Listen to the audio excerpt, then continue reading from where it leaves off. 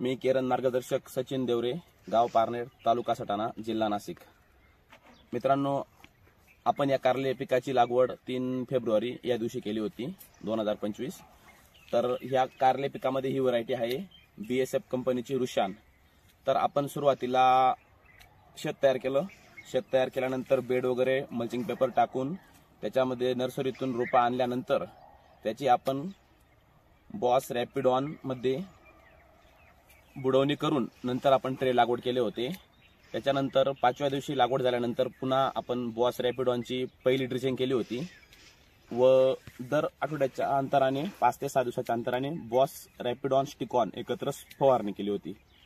तर आपण बघू शकतात आतापर्यंत याला 3 वेळेस बॉस दिलेला आहे व फुलकळी लागण्यासाठी व फुल ड्रॉपिंग न होण्यासाठी आपण बॉस आणि याचा लॅमिऑनचा वापर केला होता।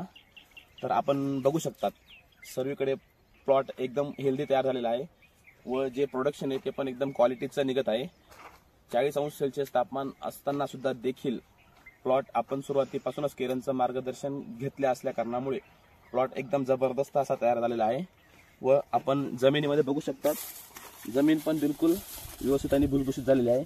पाणी दिल्यामुळे कुठल्याही प्रकारचा आपण सहज हात घेतला तरी ती एकदम भुसभुशीत आणि हेल्दी आहे। तर आम्ही वापर केलेला आहे।